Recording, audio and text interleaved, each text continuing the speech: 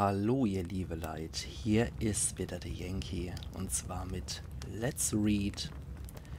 Die heutige Geschichte, die ich heute vorlesen werde, ist von mir persönlich, nennt sich Evolution, es ist eine Kurzgeschichte. Das Genre ist Dystopia, Subgenre Postapokalypse, Subgenre Zombie. Die Geschichte ist eigentlich gedacht als Einführung und Hintergrundgeschichte von einem Endzeit-Lab-Charakter von mir, der in der Geschichte allerdings nur eine Nebenrolle einnimmt. Mein besonderes Merkmal auf pelzig wird sich hier nicht durchziehen, aber ihr werdet es auf jeden Fall in der Geschichte wiedererkennen. Der Rest ist allerdings auf Hochdeutsch. Ich wünsche euch viel Spaß dabei. Kapitel 1. T.S. Eliot sagte einst, so endet die Welt, nicht mit einem Knall, sondern einem Wimmern. Verdammt, wie recht er hatte. Ich hörte es jeden Tag, wenn ich unterwegs war, wenn ich mich ausruhte, wenn ich die wenigen Stunden Schlaf fand, die mir diese Welt gewährt. Ja, sogar wenn ich kackte, verdammt normal. Zuerst war es in den Nachrichten. Amerika. Natürlich. Unter der Regierung von Präsident Trump war alles möglich, das irgendwie negativ war. Die Medien hatten sich sofort darauf gestürzt, wie der Geier auf das Aas. Und schon bald hatten auch die unter ihnen, die am meisten auf eine Sensationsstory aus waren, gemerkt, dass das hier anders war. Es war nichts, das man aufbauschen musste. Oh nein, das tat es von ganz allein. Ein kluger Mann, ich glaube, er hieß Dr. Erhard oder Dr. Ehrmann? Draufgeschissen, der waschelt sich ja mittlerweile auch unter den Kadavern. Ich hoffe aber, dass er es gepackt hat. Egal wie er hieß. Er sagt auf jeden Fall voller Zynismus nach einer Krisensitzung der Bundesregierung, noch mit der Kippe im Mund: Die haben nicht kapiert, dass wir eine neue Stufe der Evolution erreicht haben. Sie hat uns gesagt, jetzt wollen wir mal sehen, was ihr daraus macht. Und hat einfach beschlossen, dass alle Toten wieder aufstehen, wenn man ihnen nicht den Schädel einschlägt. Und was machen die da drin? Die holen sich gegenseitig einen runter, um die Menschen möglichste Lösung zu finden und amerikanische Flüchtlinge aufzunehmen. Lassen Sie ihre Scheißkamera fallen, packen Sie ihren Scheiß zusammen und rennen Sie dahin, wo es sicher ist. Das mache ich auch. Und weg war er.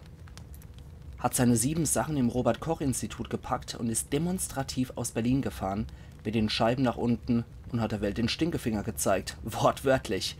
Scheiße, ich liebte den Kerl dafür.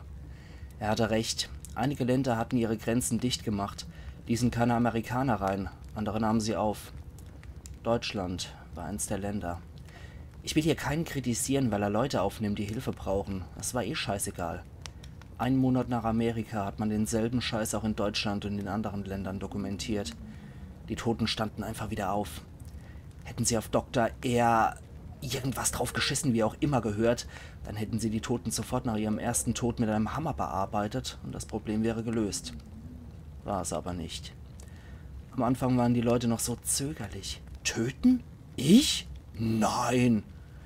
Heute ist es die einfachste Sache der Welt. Ich erschrecke manchmal selbst, wie leicht es mir fällt. Die Toten zu töten ist eher ein Gnadenakt. Keine Frage, aber die Lebenden? Am Anfang war das noch eine ganz andere Kiste. Mittlerweile ist es auch für mich Alltag. Beschissener Alltag, aber nötig. So leben die Menschen mittlerweile. Jetzt sind es mittlerweile, ich muss mal eben auf den Kalender schauen, ein hässliches Ding aus verschiedenen Papierfetzen mit Strichliste, die nacheinander aufgeklebt wurden, weil ich Papier nur nach Bedarf plünderte. Ach ja, 20 Monate und 5 Tage her, seit der erste öffentlich bekannte Fall in Deutschland aus seiner Pressholzkiste gestiegen ist und seine ärmlichen Hinterbliebenen lebendig gefressen hat. Scheiße. Wenn die Leute starben, war nie eine Kamera da. Aber wenn sie aufstanden, waren die Aasgeier mit ihren Kameras so schnell da, dass man meinen könnte, die würden um jeder beschissenen Ecke lauern und einen abhören. Der Fall ging durch alle Medien. Man konnte keinen Kanal einschalten, ohne die bewegten Bilder zu sehen und kein Blatt Papier in die Hand nehmen oder das Internet öffnen, ohne die starren, buckligen Verwandten der Videoaufnahmen zu sehen. TV, Zeitung, Internet. Alles Schnee von gestern. Wie hieß das Arschloch nochmal, das sich vor einer Woche zum Kriegsherr ausrufen ließ? Egal, der wird eh genauso verrecken, wie er seinen Vorgänger abgemurkst hat. Einmal schön mit dem Impromesser, das er aus einer alten Schere gebastelt hat, quer über die Gurgel gezogen. Mittlerweile zählt nicht mehr, was in der Welt vorgeht. Die Probleme anderer sind scheißegal.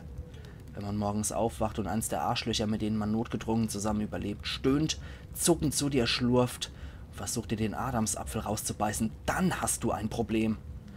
So lief das 3 Monate bei mir. Als die Party so richtig losging, war ich allein.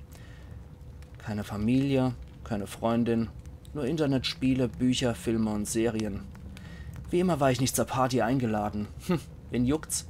War ich nie und brauchte keine Sondereinladung, um zu kapieren, dass jeder eine blutbefleckte Karte erhalten würde, auf der stand: Herzlichen Glückwunsch, Arschloch, du bist Teilnehmer an der größten, blutigsten Party, die die Evolution je gefeiert hat. Dr. R., wie auch immer er hieß, hatte recht. Also habe ich meinen Scheiß gepackt, nachdem im Nachbardorf der erste wandelnde Tote sicher war, bin ab in den Wald und habe in einer Hütte überlebt. Sicher war es nur für eine Woche, dann standen 3 Arschlöcher vor meiner Tür. Ich war allein, also ließ ich sie rein und zum Glück haben wir am Anfang zueinander gefunden. Heute hätten sie mich sicher einfach umgebracht. Ich weiß schon gar nicht mehr, wie sie hießen. Auf jeden Fall haben wir 6 Monate zusammen überlebt, bis das große, fette Schwein von einem Kerl von einem Toten gebissen wurde und den Biss verheimlicht hat. Als er wieder aufstand, war er der Erste, den ich getötet habe. Der rattengesichtige Kerl wollte die Hälfte der Vorräte klauen. Also haben der Dritte im Bunde, ein dicklippiger, schweinsäugiger Typ mit roten Haaren und Sommersprossen, und ich, Herrn Rattengesicht, getötet. Schweinsauge hat ihm das Messer in den Hals gerammt. War eine tierische Schweinerei. Und was habe ich gemacht? Ich habe erstmal gekotzt. Schweinsauge später auch. Der Erste ist immer der Schlimmste. Also haben wir die Hütte verlassen, aber auch Schweinsauge hat es nicht lang geschafft. Ich musste ihn zurücklassen, als er so dumm war, sich umzingeln zu lassen. Seine Schreie bekam ich lang nicht mehr aus den Ohren, aber mittlerweile denke ich nur noch, was es für eine Scheißverschwendung um den Rucksack war, in dem er viel gute Nahrung und praktische Sachen mit sich geschleppt hatte. Ich kam nach 3 Monaten in eine Siedlung, ein altes Kuhkaff, früher so gut wie tot. Mittlerweile lebten dort aber um die 80 Menschen, nicht übel, wie ich fand. Sichere Mauern aus Wellblech, fiese Kerle, die darauf Wache schoben, und eine Bevölkerung, die etwas tat, statt nur zu warten und zu heulen. Der einzige Haken: der Anführer war ein sogenannter Kriegsherr, der mittlerweile 4. seit Gründung der Siedlung. Der erste Kerl war, wie mir eine dürre Frau mit langer Nase und Strichlippen beim Abendessen sagte, ein Feldwebel aus der nahegelegenen Kaserne, und in seinem Übermut hatte er sich zum Kriegsherr ernannt. Hat prima funktioniert, er hat die Leute ausgebildet, während um ihn herum die Mauern entstanden und man Vorräte plünderte unter Samen, die man anpflanzte. Lief alles großartig, bis ein Typ dachte, er könnte das besser als der Feldwebel und ihm eine Kugel in den Kopf jagte. Warum auch immer. Er rief sich zum neuen Chef aus und das hielt ganze 10 Sekunden, ehe der wütende Mob ihn am nächsten Baum aufknüpfte. Die Leute wählten einen dritten Anführer, der beste Schüler des alten Feldwebels. Der war zwar ein guter Schütze, früher war mal Hobbyschütze im Verein und Hausmeister in einer Grundschule, aber ein beschissener Anführer. Was der erste Kriegsherr aufgebaut hatte, hätte der dritte schier versaut. Ließ weniger Samen anpflanzen, wollte stattdessen die Elektrizität zurückbringen. Zu viel auf einmal, Kumpel. Ich war keinen Monat in der Siedlung, als der 4. an die Macht kam. Schlich sich nicht mal nachts an ihn heran, oder wie man sonst erwarten würde, dass ein Anführer gemeuchelt wird. Er war bei einer Sitzung mit seinen Handlangern in aller Öffentlichkeit.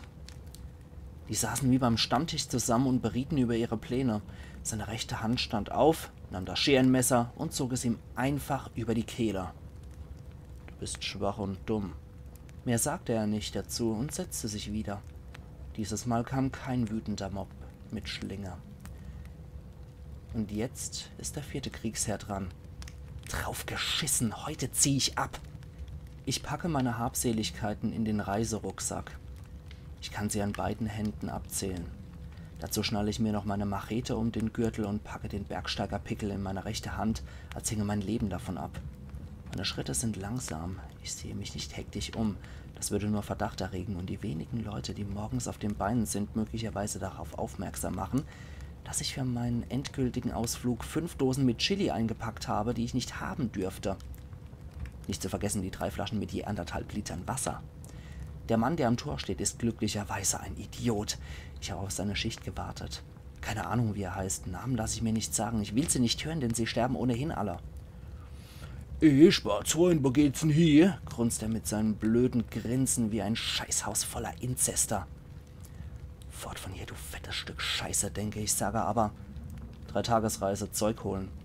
Jeder andere Offizier, wie sie sich lächerlicherweise nennen, der die Torwache beaufsichtigt, hätte mich gefragt, warum mein Rucksack für so eine Reise so voll war. Der hier nicht.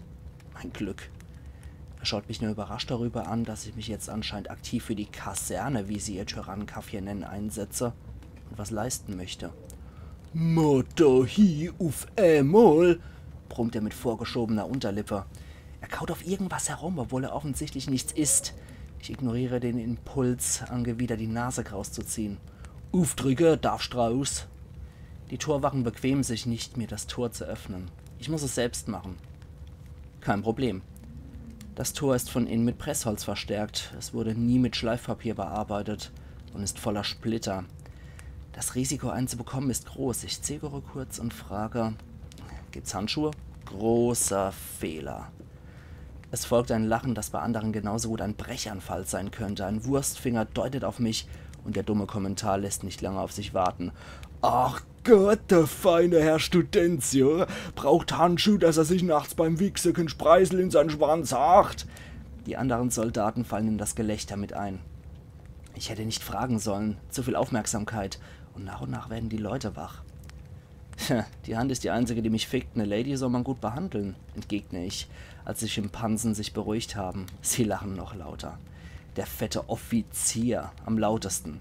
Er schiebt mir das Tor persönlich auf, wo auch immer sie Handschuhe für so ein Walross gefunden haben. Er winkt mich raus. Ich gehe. Die Zeit, in der ich ohne Begleitung den Weg entlang laufe, kommt mir wie eine Ewigkeit vor. Ich höre mein Herz wie eine Trommel, mein Kopf wirft paranoide Zerrbilder, sodass die Mauer hinter mir, die ich nur als langgezogenen Schatten sehen kann, zu irrwitziger Größe anschwillt, das allerdings nur an der aufgehenden Sonne liegt. Mein Verstand gaukelt mir vor, dass einer den Turm aus Wellblech und Pressholz erklimmt, mit dem von der ursprünglichen Kaserne geklauten MG auf mich zielt und mich jetzt einfach durchsiebt.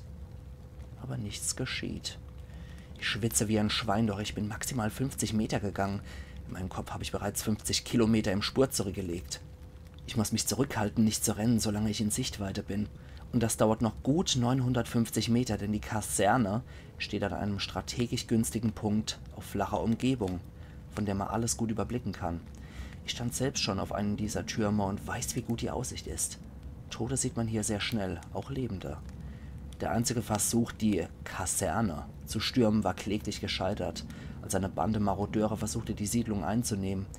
Eine schnelle Warnung, mobile Soldaten und viele Molotow-Cocktails erstickten den armen Sturm im Keim. Und kein Soldat musste auch nur einen Schuss abgeben. Würden sie bei mir schießen? Oder würde ich auch Glas klirren hören und in einer Welt voller Schmerzen tauchen, wenn die Flammen mich wie ein Mantel einhüllen würden? Die Antwort blieben sie mir mein Leben lang schuldig, denn ich komme beim Hügel an und verschwinde außer Sichtweite. Jetzt heißt es sich verstecken und überleben. Alleine. Ich habe unbeschreibliche Angst. Die Kerle lassen nicht mit sich spaßen, und wenn der offizielle Mann, der heute seine 3-Tagesreise antritt, am Tor aufkreuzt, würden Fragen gestellt werden. In der Siedlung können sie niemanden ausquetschen. Ich habe mich mit keinem angefreundet und mit keinem gesprochen. Mein Besitz ist an meinem Leib. Fehlende Kontakte machen unmöglich zu sagen, wohin mich mein Weg führen würde. Ich habe 3 Optionen. Dem Weg folgen, Todesfalle, denn die würden als erstes dem Weg mit ihrem Humvee folgen. Zum Wald? Verzögerte Todesfalle, das allzu vertraute Wimmern dringt wieder an meine Ohren, je näher ich dem Wald komme. Oder durch den Tunnel in Richtung Nachbardorf. Einigermaßen sicher, da die Soldaten ihn vor 3 Tagen geräumt haben. Die Wahl fällt einfach aus. Als ich nach einem weiteren Kilometer am Tunnel ankomme, habe ich ein übles Gefühl. Mein Magen fängt an, sich zu verkrampfen, wie sonst nur, wenn die Toten in der Nähe sind. Oder es ein Lebender auf mich abgesehen hat. Ich bin still, wie die Welt um mich herum, und lausche. Kein Wimmern, keine Tiere, keine Autos. Die Welt kann manchmal so still sein, dass es gruselig ist. Ich atme tief ein, greife meinen Bergsteigerpickel fester und zwinge mich geradezu in den gehenden Schlund, der sich vor mir öffnet, wie ein großes, schwarzes Arschloch, das nur darauf wartet, sich über mir auszuscheißen. Drauf geschissen, knurre ich, um mir selbst Mut zu machen.